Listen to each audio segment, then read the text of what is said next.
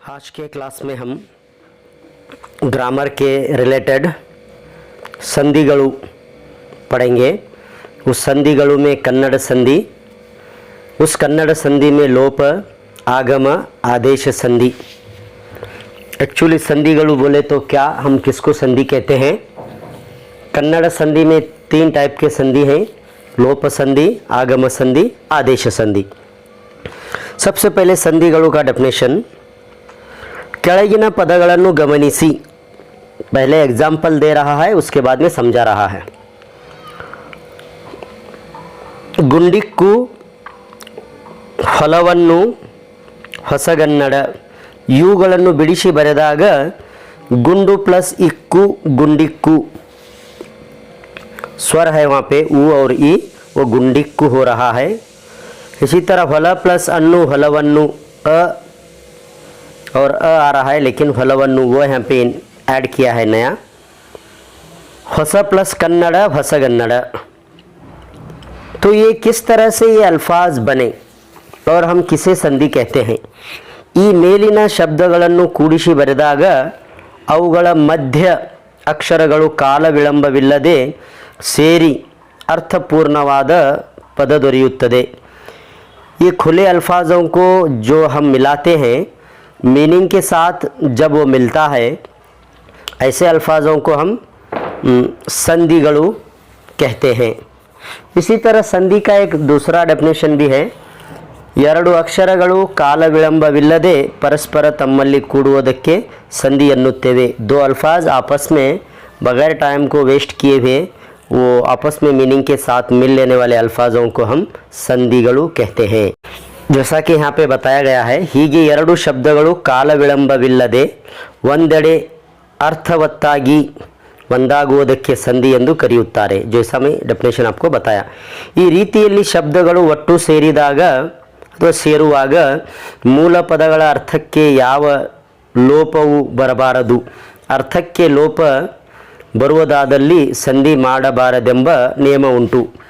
Alpha जब हम break करते हैं, मिलाने के बाद में मीनिंग उसका सही रहना चाहिए।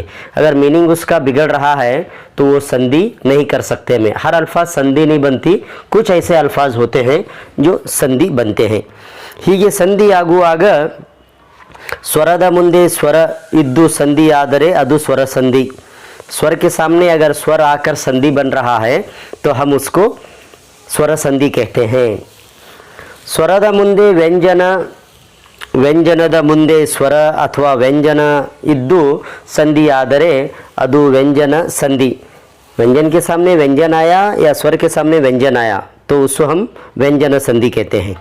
ಸಂಧಿಗಳಲ್ಲಿ ಕನ್ನಡ ಸಂಧಿ ಮತ್ತು ಸಂಸ್ಕೃತ ಸಂಧಿಗಳೆಂದು ಎರಡು ವಿಧಗಳಿವೆ। संधि के अंदर 2 टाइप्स के हैं, एक कन्नड़ संधि, एक संस्कृत संधि। ಕನ್ನಡ ಶಬ್ದಗಳೇ ಸೇರಿ ಅಥವಾ ಕನ್ನಡ ಮತ್ತು ಸಂಸ್ಕೃತ ಶಬ್ದಗಳು ಸೇರಿ संधि आदरे कन्नड़ संधि। कन्नड़ प्लस कन्नड़ अल्फाज मिल को संधि बना तो कन्नड़ संधि कहते हैं। या एक कन्नड़ अल्फाज है, एक संस्कृत है, फिर भी हम उसको कन्नड़ संधि ही कहेंगे। संस्कृत पदಗಳು ಸೇರಿ ಸಂಧಿ ಆದರೆ, ಸಂಸ್ಕೃತ ಶಬ್ದಗಳು ಸೇರಿ ಸಂಧಿ ಆದರೆ ಕನ್ನಡ ಸಂಧಿ ಅಂತಲೂ, संस्कृत पदಗಳು ಸೇರಿ संधि ಆದರೆ संस्कृत संधि ಅಂತಲೂ ಕರೆಯುತ್ತಾರೆ। कन्नड़ के वर्ड मिले तो कन्नड़ संधि, संस्कृत के वर्ड अगर है तो हम उसको संस्कृत संधि कहते हैं। कन्नड़ ಸಂಧಿಯಲ್ಲಿ ಪ್ರಮುಖವಾಗಿ ಲೋಪ, ಆಗಮ, आदेश ಎಂಬ 3 प्रकारಗಳಿವೆ। फिर इस कन्नड़ संधि के अंदर 3 टाइप्स हैं, एक लोप संधि है, एक आगम संधि है, एक आदेश संधि है। तो संधि को समझने के लिए हमें स्वरगणु आना चाहिए। जो 13 स्वरगणु हैं उस स्वरगणु में ह्रस्व स्वर और दीर्घ स्वर हमें पता होना चाहिए, तभी हमें संधिगणु समझ में आ सकते हैं।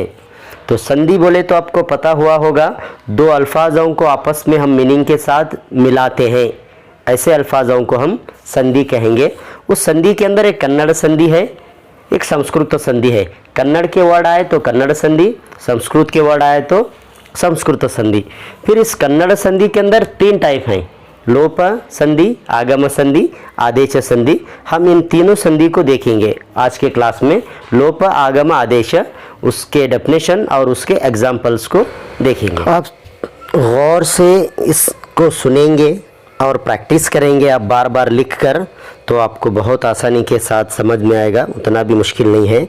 तो सबसे पहले लोप संधि एग्जाम्पल्स यहाँ पे हैं। ऊरू प्लस ऊरू, ये रू के अंदर ऊ है और फिर यहाँ पे ऊ है ऊरू में, तो ये दोनों स्वरगणों हैं।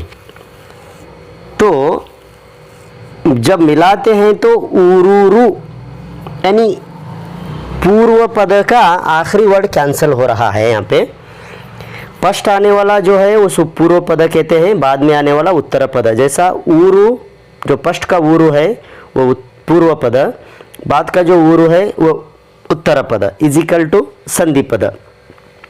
इसी तरह सेकेंड वन देखो, बेरे प्लस वब्ब, उसको मिला को लिखने के बाद में बेरोब्ब हुआ है। रे के अंदर ए है पूर्व पद में और उत्तर पद में वो है, दोनों अपोजिट हो रहे हैं स्वरगणु। ऐसे वक्त में पूर्व पद का स्वर यानी ए कैंसिल होता है और ओ आकर र में मिलने की वजह से रो हो गया, जैसा बेरोब्ब।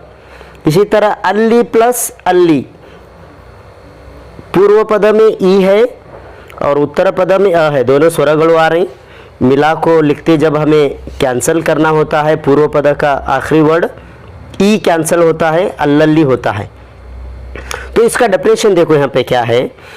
ಮೇಲಿನ ಉದಾಹರಣೆಯಲ್ಲಿ ಪೂರ್ವ ಪದವಾದ ಊರು ಎಂಬಲ್ಲಿ ಕೊನೆಯ ಸ್ವರ ಉ यानी आखिरी का उ है ಲೋಪವಾಗಿವೆ। ಅದೇ ರೀತಿ ಎರಡನೆಯ ಮತ್ತು ಮೂರನೆಯ ಉದಾಹರಣೆಯಲ್ಲಿ ಕ್ರಮವಾಗಿ ಎ ಮತ್ತು ಇ।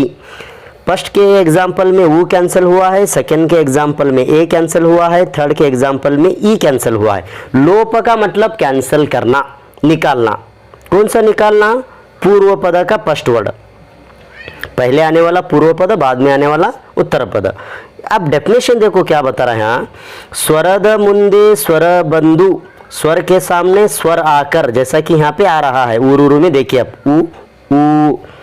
स्वರದ ಮುಂದೆ ಸ್ವರ ಬಂದು ಸಂಧಿ ಕಾರ್ಯ ಮಾಡುವಾಗ, संधि बनाते जब पूर्व पदದ ಕೊನೆಯ स्वरವು, फर्स्ट आने वाला जो पूर्व पद है आखिरी स्वर यानी उ, रूमे का उ, अर्थ ವ್ಯತ್ಯಾಸವಾಗದಂತೆ ಲೋಪವಾದರೆ ಅದಕ್ಕೆ ಲೋಪ ಸಂಧಿ ಅಥವಾ ಸ್ವರ ಲೋಪ ಸಂಧಿ ಎಂದು ಕರೆಯುತ್ತಾರೆ। तो आखिरी का जो पूर्व पद का कोने का स्वर है उसको हम कैंसल इसलिए करते हैं कि संधि का जो वर्ड बन रहा है उसका मतलब खराब न हो जाए। आप एक जहन में रखिए यहाँ पे ऊ जो है फर्स्ट का, यानी उसको हम कैंसल कर रहे हैं और वो जो बड़ा ऊ है र में आ को मिलता है। तो लोप संधि का मतलब होता है यहाँ पे कैंसल करना। कुछ यहाँ पे वर्ड्स दिए गए हैं आपके प्रैक्टिस के लिए। देवरिंद, यल्लुंटू, मातिल्ल, बेरेली, इसको आप प्रैक्टिस कीजिए। बहरहाल लोप संधि बोले तो आप इतना याद रखना है, लोप का मतलब कैंसिल करना। क्या कैंसिल करते हैं? पूर्व पद का आखिरी स्वर हम कैंसिल करते हैं और उत्तर पद में का जो पहला स्वर है वो आकर क्या है नहीं इसके अंदर मिल लेता है। जैसा बेरे प्लस वब्ब, रे में का ए चला गया तो ये जो ओ है इधर वो आकर इसमें मिलता है। ओके, नेक्स्ट हम आगम संधि पढ़ेंगे। आगम संधि के अंदर यहाँ पे एग्जाम्पल देखिए, मने प्लस इंद, मने इंद, हसु प्लस अन्नु, हसु वन्नु। इसी तरह बहुत सारे एग्जाम्पल ले सकते हैं आप। शाले प्लस अन्नु, शाले अन्नु, मगु प्लस ईगे, मगुविगे। बहरहाल ये एग्जाम्पल हैं। मैं क्या बताना चाह रहा हूँ नहीं, ಈ ಮೇಲಿನ ಉದಾಹರಣೆಗಳನ್ನು ಗಮನಿಸಿ यानी एग्जाम्पल्स को थोड़ा सोचो, देखो। ಇಲ್ಲಿ ಸ್ವರಕ್ಕೆ ಸ್ವರ ಪರವಾಗಿದೆ, फिर यहाँ स्वर के सामने स्वर आया है, जैसा ए के सामने ई आया है, ऊ के सामने अ आया है। अ ऊ अ ए ಈ ಅಂದರೆ ಕೂಡಿಸಿದಾಗ ಯಾವ ಸ್ವರವು ಲೋಪವಾಗಿಲ್ಲ ಅಥವಾ ಬಿಟ್ಟು ಹೋಗಿಲ್ಲ। ಒಂದು ವೇಳೆ ಸ್ವರ ಲೋಪವಾದರೆ ಅರ್ಥ ಕೆಟ್ಟು ಹೋಗುತ್ತದೆ। ಆದುದರಿಂದ ಆ ಎರಡೂ ಸ್ವರಗಳ ನಡುವೆ ಯ ಅಥವಾ ವ ವ್ಯಂಜನ ಹೆಚ್ಚಾಗಿ ಸೇರಿಕೊಂಡಿದೆ, ಅಂದರೆ ಆಗಮವಾಗಿದೆ। ಹೀಗೆ ಸ್ವರಕ್ಕೆ ಸ್ವರ ಪರವಾದಾಗ ಲೋಪವಾಗಿ ಅರ್ಥ ಕೆಡುವುದಿದ್ದರೆ ಸ್ವರಗಳ ಮಧ್ಯೆ ಯ ಅಥವಾ ವಕಾರವು ಹೊಸದಾಗಿ ಸೇರಿ ಆಗಮ संधियागुತ್ತದೆ। य ಬಂದರೆ यकारागम, व ಬಂದರೆ वकारागम। क्या बताना चाह रहा है यहाँ पे, जिस तरह से लोप संधि में स्वर के सामने स्वर आया तो पूर्व पद का आखिरी स्वर कैंसिल करते थे। हाँ, लोप संधि। आगम का मतलब है यहाँ पे बुलाना, आगम।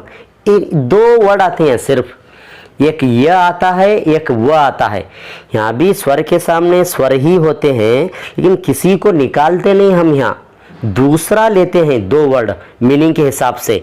य अगर वहाँ फिट हो रहा है, मीनिंग उसका बिगड़ रहा नहीं बिगड़ रहा, तो य लेते हैं, और व को अगर वहाँ पे फिट हो रहा है मीनिंग के हिसाब से वो लेते हैं। जैसा यहाँ पे देखो, मने प्लस इंद, मने इंद, यहाँ पे य ले हमें, मने प्लस इंद, मने इंद। इसी तरह हसु प्लस अन्नु, हसु वन्नु, यहाँ व ले, कैंसल नहीं करे, उल्टा हमें बाहर से ले य। इसी तरह देखो, शाले प्लस अन्नु, शाले अन्नु, य ले हम यहाँ पे। मगु प्लस इगे, मगु विगे, तो य आया तो हम उसे यकारागम संधि कहते हैं, व अगर आया तो हम उसे वकारागम संधि कहते हैं। स्वर के सामने स्वर आता है यहाँ पे, लेकिन हम य नहीं तो व हम बाहर से लेते हैं, मीनिंग के हिसाब से हम इसको आगम संधि कहते हैं। ये आखिरी संधि है कन्नड़ संधि में और बहुत इजी है। यहाँ सिर्फ 6 वर्ड्स आपको याद रखना है, बाकी का डेफिनेशन भूल जाओ। ಕತಪಗಳಿಗೆ ಗದಬಗಳು अनुक्रमವಾಗಿ ಬರುತ್ತವೆ। क अगर आ रहा है तो उसे हम मिलाते जब संधि बनाते जब ग लेंगे, त अगर आ रहा है तो द लेंगे, प अगर आ रहा है तो ब लेंगे। जैसा देखो यहाँ पे तले प्लस कूदलू, उत्तर पद में देखना है, क आया यहाँ, तले प्लस कूदलू, तले गूदलू, यानी क के जगह हम ग ले। इसी तरह केड़ प्लस तुटी, त आ रहा है यहाँ, तो उसकी क्या लेना है, हमें द लेना है, केड़ दुटी। इसी तरह प आया तो ब लेना है, कन प्लस पनी, कंबनी। हु प्लस पुट्टी, हु बुट्टी। हड़े प्लस कन्नड़, हड़े गन्नड़। ऐसे बहुत सारे एग्जाम्पल हैं, तो यहाँ ये बहुत आसान है, कुछ नहीं देखना है।